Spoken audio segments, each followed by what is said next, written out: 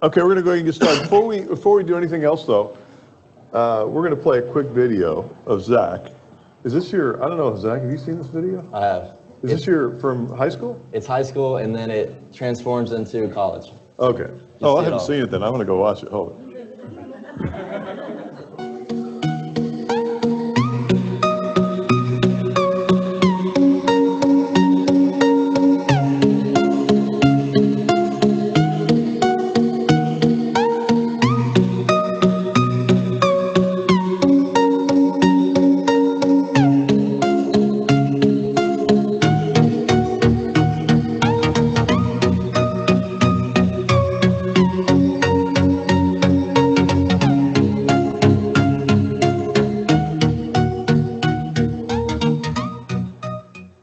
Here's the best thing I saw today. It is Zach Hodskins. He's a walk-on at Florida. 1 arm and 2 points. His first career bucket. The bench is going nuts. In a moment, obviously,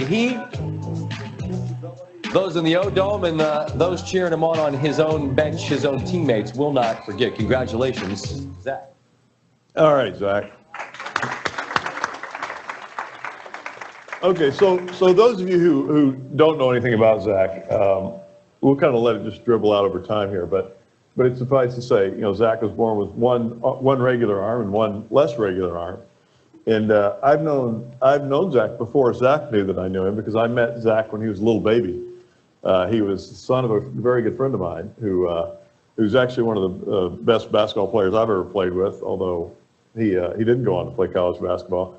But he and Bobby and I were friends for a long time, and I didn't hear anything after that about you, Zach, until really about 3 or 4 years ago. And Bobby and I didn't stay in touch like a lot of your high school friends don't. And I heard your story, and I was just completely blown away for a lot of reasons. But for those of you who don't know the story, I'm going to let Zach tell it. So why don't you start kind of growing up, how you got into this, what in the world made you think you could do it? Okay. Well, I was born without the lower half of my left arm. What happened was my mom's umbilical cord accidentally got wrapped around my left hand, and it just cut the circulation off, which ended the growth. So that's how I was born. Growing up, just like my father, I just loved to play sports. And I taught myself how to play baseball by like catching a mitt and taking it off and stuff. And my transfer was real quick, so I ended up playing pitcher and first baseman. But I was super energetic, and baseball just didn't cut it. So I ended up playing basketball, falling in love with that, and just practicing every day. Developed a passion, just watched the NBA in college all the time, wanted to be one of those people. But like obviously the odds were stacked against me at that point. So I just made a determined point to work every single day at my passion and not let anybody sway me or tell me I couldn't be able to do it. Ended up doing what I wanted to do. Well, I have to say it's kind of amazing. And why don't you talk about when you're at the earliest part of your life that you remember anyway? When did you think, you know what, I think I can play at a pretty competitive level? When did it hit you? You know what, there's nothing that's really this is not such a problem. Yeah, well, I tell a story that I drove all the way to Kentucky, University of Kentucky, to play. So I grew up in Kentucky, and his dad did too. Yes, so we were always Kentucky Wildcat fans. I wanted to go to their basketball camp.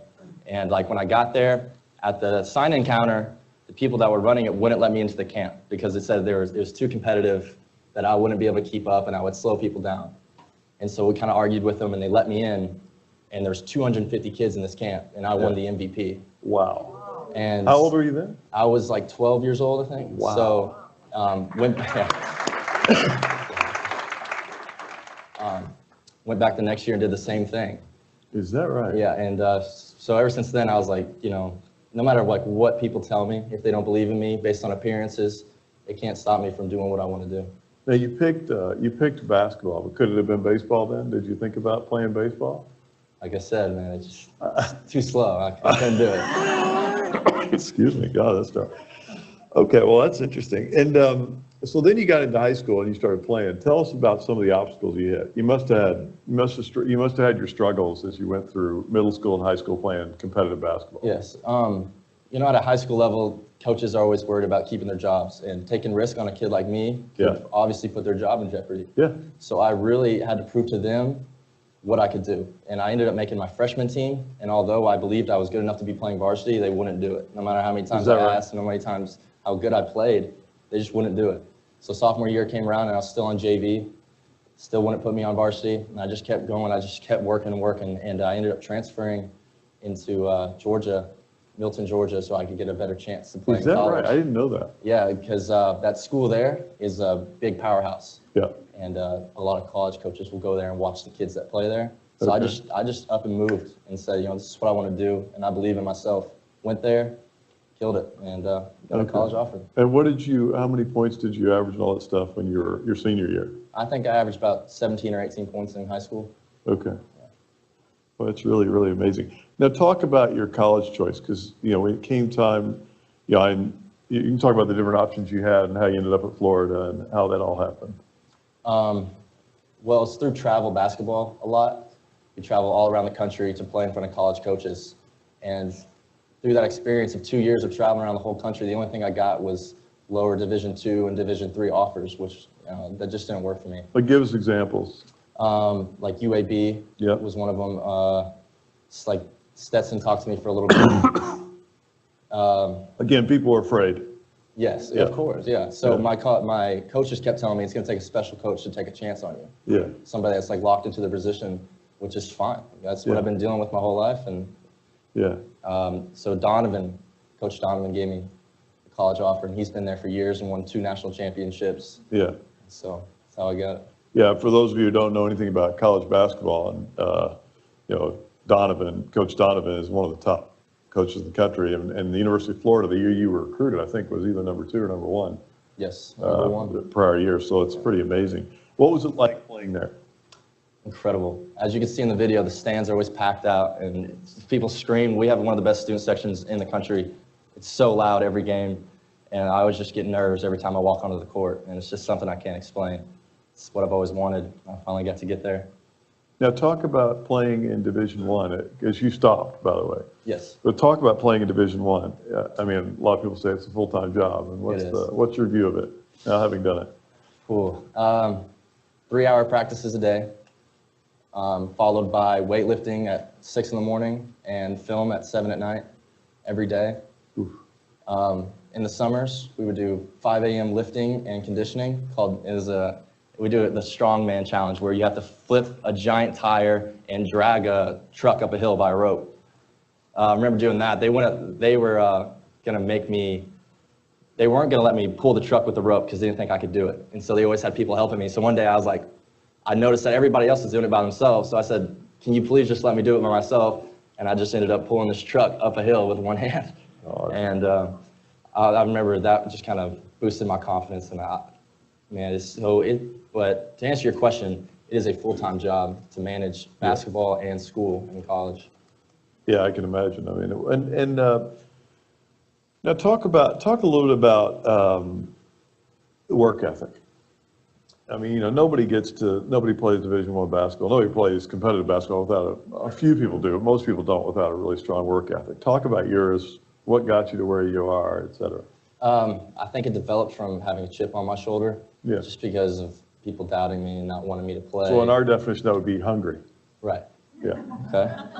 They're not laughing at you, they're laughing at me, as usual. So my work ethic was I had to work on things that other people wouldn't. I had to work on like how to catch a basketball and how to rebound a basketball, how to dribble left with one hand, you know, things that other players didn't have to. It just came naturally to them. Yeah. So I'd have to stay in the gym just twice as long just to be able to develop those skills and develop the skills that they were working on at the same time.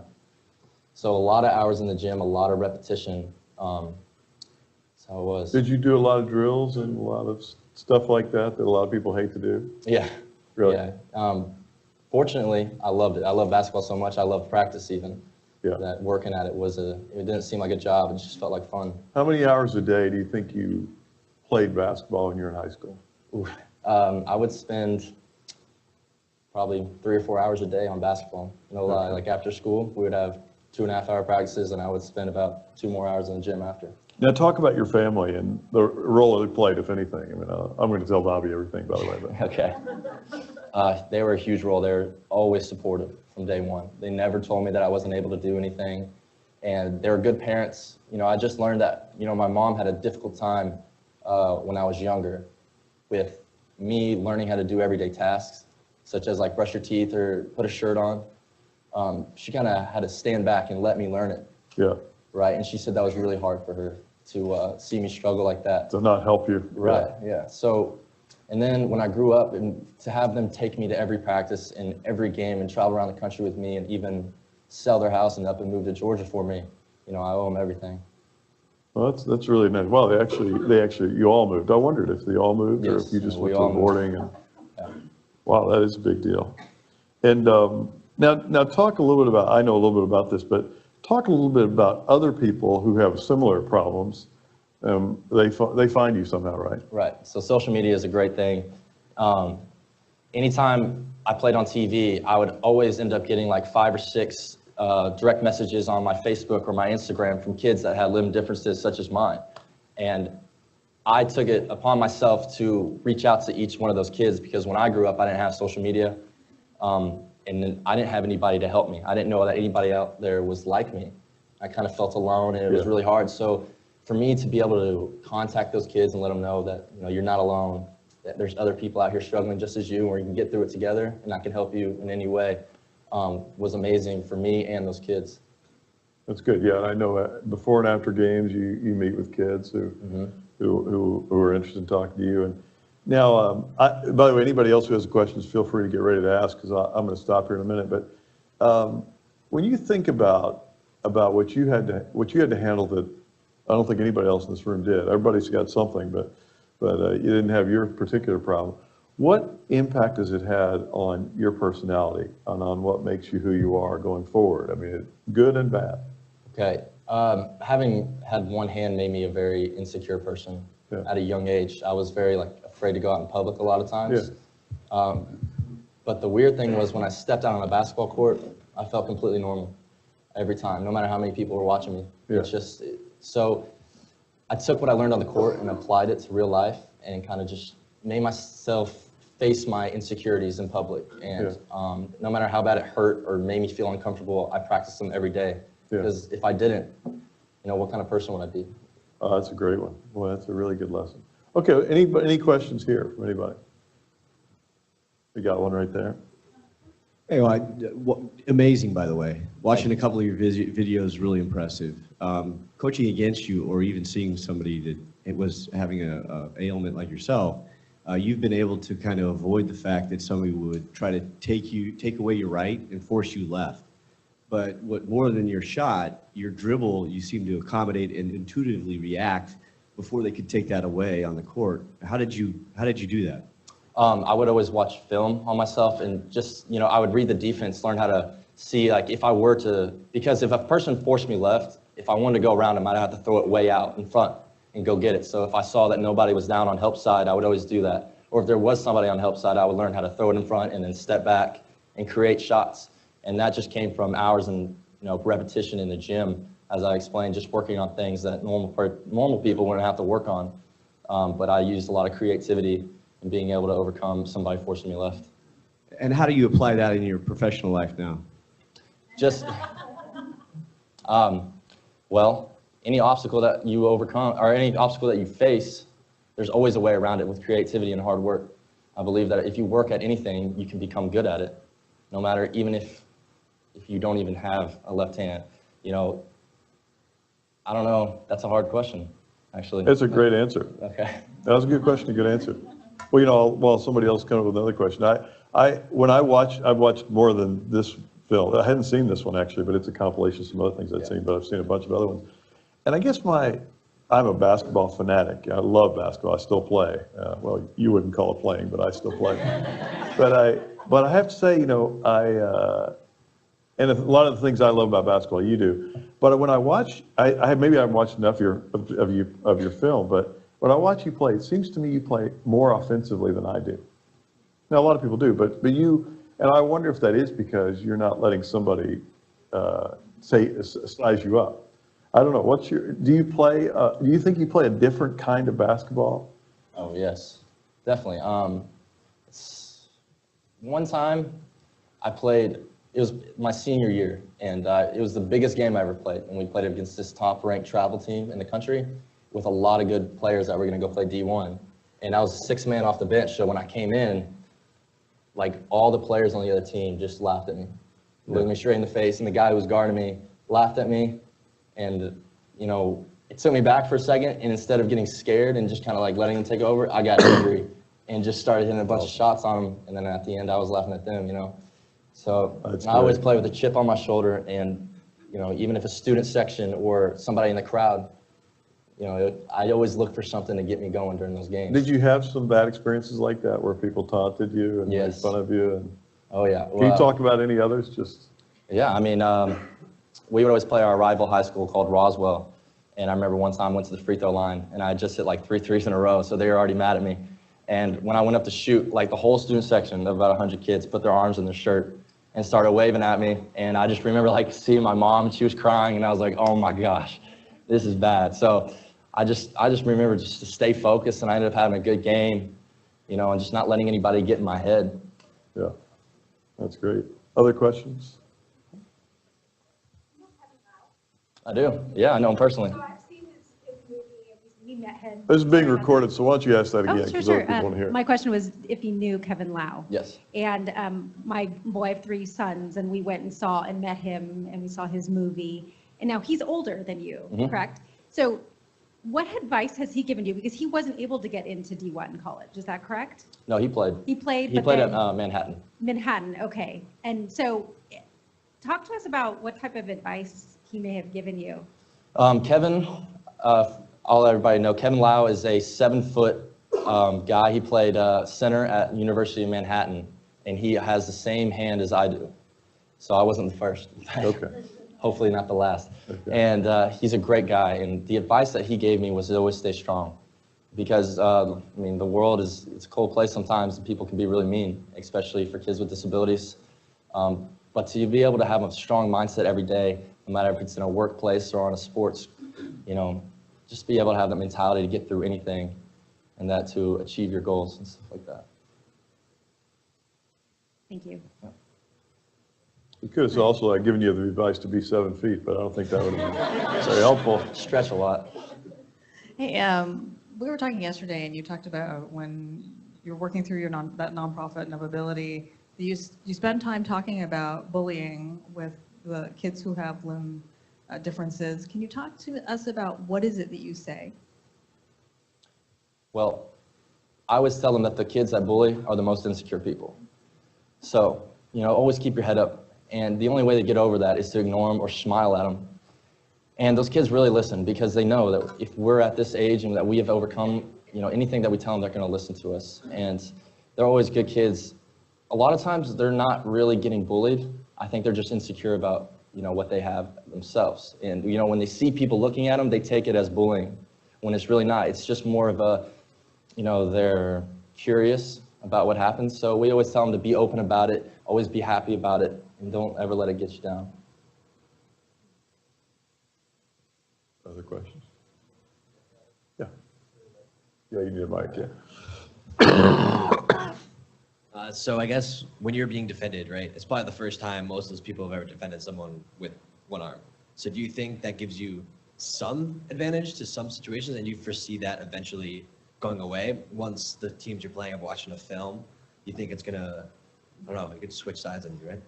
Like a literal advantage that they give me is sometimes they won't even play defense on me at the beginning of games. Because, Because they don't think they have to? well, I mean, not to like be mean, but everybody's seen those video clips of where they put somebody with like special needs or somebody that misses a limb into a game to let them score. And so they think that's what's going on. And then I go out there and just like rain a couple threes, and they're like, oh wait, is this kid actually playing?